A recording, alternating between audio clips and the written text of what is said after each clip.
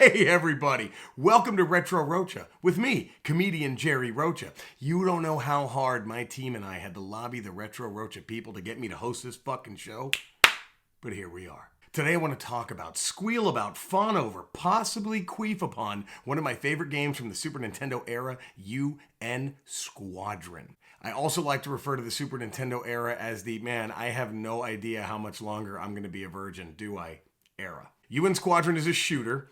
Let me give you a quick impersonation of me playing every fucking shooter I've ever played ever. Here it comes, real quick. What the fuck? I hit the fucking, come on! I hit the fucking button, I fucking moved! Shooters are the only type of games that bring that pointless, stupid level of useless rage out of me. Oh, okay. Shooters and Donkey Kong Jr. Math. Okay, fine. Shooters, Donkey Kong Jr. Math, and any one of those fucking games that break balls and make you design your own character. Because I never pick the default. I'm like, well, I guess I'll make my own character. Then 6 hours fucking later, I'm whipping out my high school yearbook so I can get an exact picture of that teacher who used to breathe funny that we would prank call every night.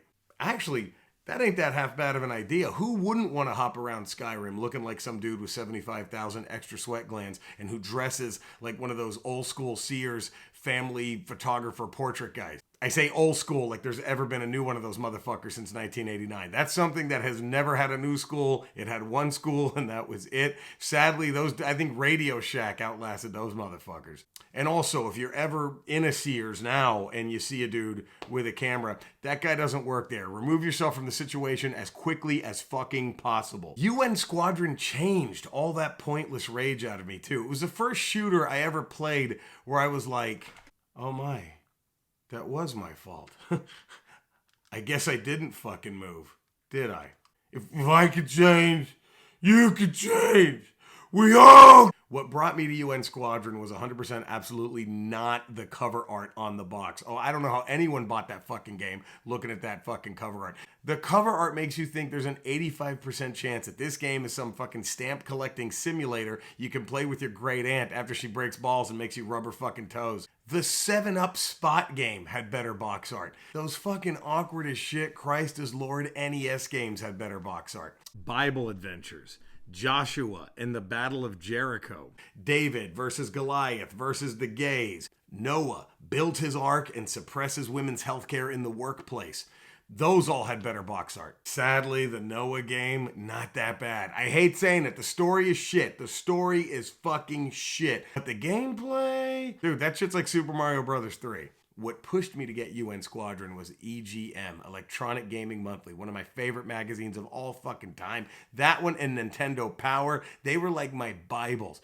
You know what? They're still my fucking Bibles. Why not? People can still quote that book from thousands of fucking years ago. Why can't I quote a passage from EGM 14 that had Mega Man 3 on the cover? So I'm reading EGM and I get to the review section and there's this UN Squadron review. And they're like, this is a pretty decent game. It's getting good reviews. And I'm like, well, I got some extra cash because mom rewarded me. I had gone 20 days incident free of not shitting my pants when company was over. So I'm like, you know what?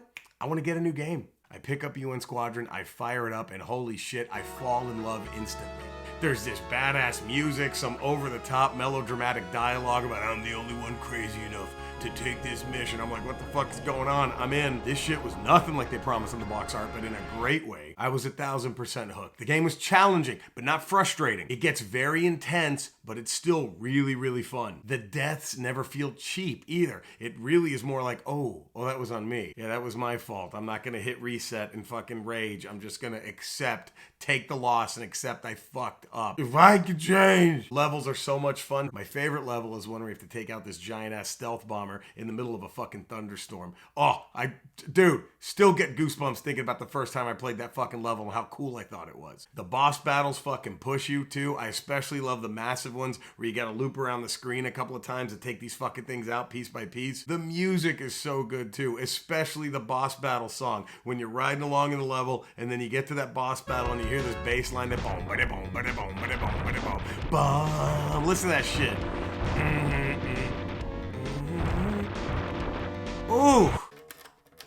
I'm starting a UN Squadron cover band. The game was based on a Japanese manga called Area 88, and of fucking course it was. Just look at the character selection screen. These are elite fighter pilots. These two dudes here just look like fucking keyboardists from some 1981 synth pop band that had half a hit, and then they broke up 2 years later because they couldn't fucking stand each other. And this guy, I picked every single time. I mean, who isn't gonna pick the guy who looks like he has a historic case of hemorrhoids? Just shitting himself mission after mission. Just go in the cockpit. I don't give a fuck. Today, it takes on a new meaning because when I play as this guy, I look at it like Billy Mays never left us. I'm like, oh my God, he's still here. He's done keying his own car just to buff it out and show you how that shit works so we can sell it to you. Now he's just snorting coke, soiling himself, and flying some fucking fighter planes. My favorite character design in the entire game has to be this guy, though. Look at him. Look at he's the boss. Oh yeah, this dude just screams military lifer. This guy looks like he'd tell you about how much he got laid back when he ran a drive-in. That's all he was. Oh, every night. I'd get it. Every dang night. No.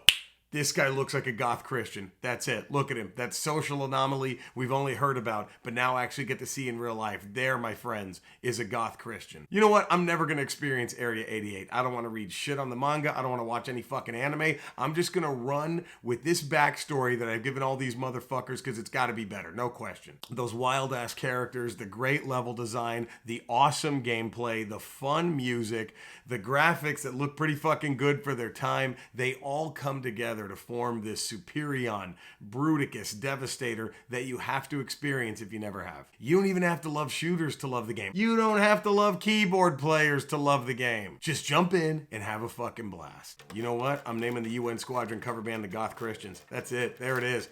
Website coming soon. Tour information coming soon. Thank you for watching. If you enjoyed this, please subscribe, give it a thumbs up, spread the word, and oh yeah, have fun out there. Oh, and another thing. Please play the right way. Oh, right, and we all can change.